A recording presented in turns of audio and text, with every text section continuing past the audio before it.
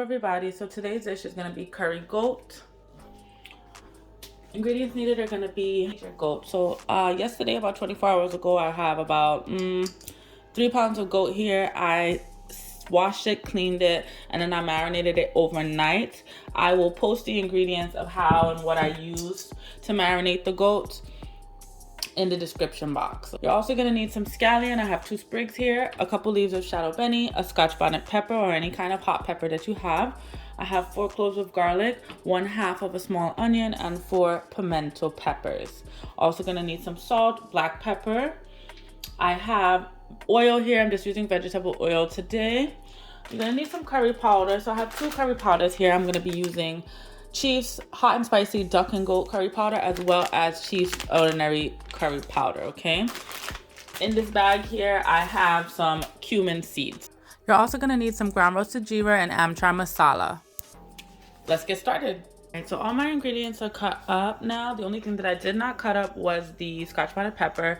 Also, if you have fresh thyme, you can use some fresh thyme in this as well. I don't have any fresh thyme at the moment, so I'm just going to be using the dry thyme leaves. Get yourself a nice deep, Dutch oven. Turn your pot on.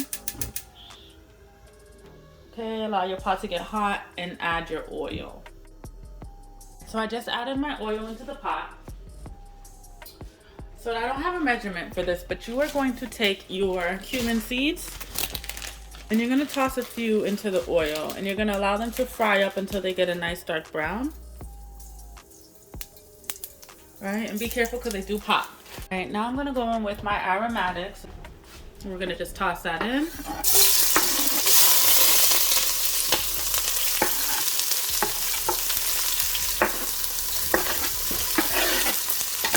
And mix that all together.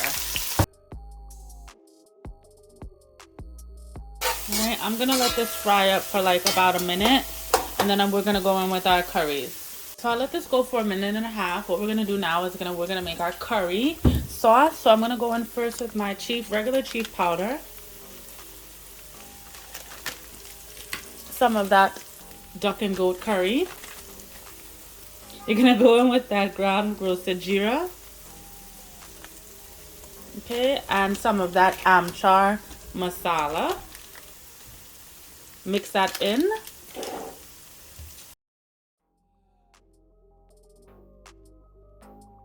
All right, I'm gonna allow this to fry up for about 45 seconds. And then I'm going to add some hot water or just room temperature water to this to make a curry paste or a curry slurry. So for some reason it cut off when I add the water, but we're gonna add the water now, and you are gonna allow this to boil down until it's nice and grainy. And when you see your curry and your oil start to separate, that's when you're gonna add your meats or your veggies or whatever you're making that you're currying. Guys, so now you can see that the curry is starting to separate from the oil. That's exactly what we want. So I'm gonna go in with the star of the show here, the goat. All right, so I'm gonna start adding it in.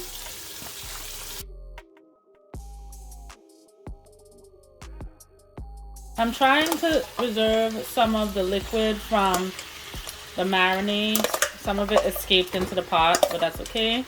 But don't throw away or start washing your pot just yet, because you're gonna use this residual liquid and the residual seasonings from your marinade and use it to create the nice flavorful seasoning. So you're now gonna go in, just mix up your goat with that curry. Once you get finished mixing, you're gonna allow this to kind of fry down and spring its own natural juices. So you're gonna cover the pot and allow this to spring its natural juices. It might take anywhere from like 7 to 10 minutes depending.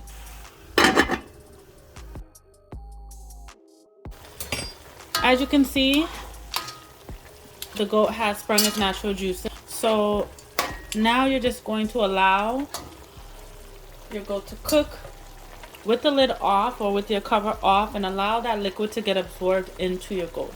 I'm gonna add some of that dry thyme now.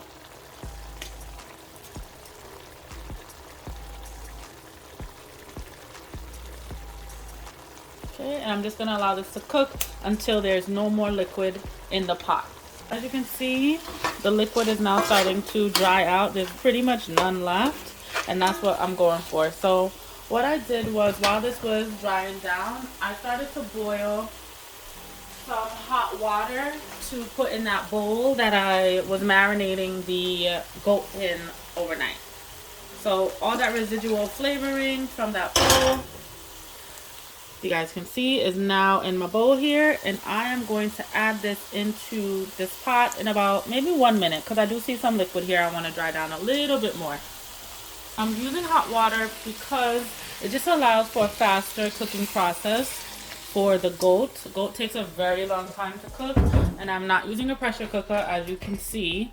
So this is just going to help speed up the process just a little bit and save me hours and hours. So that water is in there.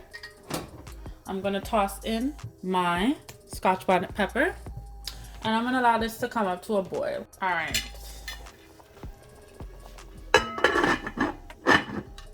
So let's check it now. All right, it is bubbling. I did take out the hot pepper. It did burst, and that's kind of okay because I didn't season my goat with any hot pepper, so that hot pepper is gonna add a nice little kick in there. This is a good amount of water, but I'm just going to add some more hot water to this. I probably am gonna have to add water 2 more times to get this to the tenderness that I like. Essentially, you're just going to keep adding water when you need to. When it starts boiling down, keep cooking it until it gets to the tenderness that you like. And you might have to do this a couple times because it is goat. Okay, so it has been a bunch of hours. Let's check our curry goat now. Okay, as you can see, some of the meat has fallen off the bone. It's nice and tender. That is exactly what we want and what we're going for. Now, I already went in and tasted it for salt, but if you did not add salt to this would probably be a great time to do so when your meat is nice and tender, so you don't over salt it or under salt it. But this is exactly what I want, the tenderness that I like. So yeah, let's get in there.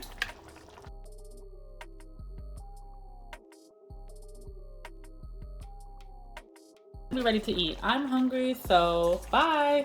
Thanks for watching.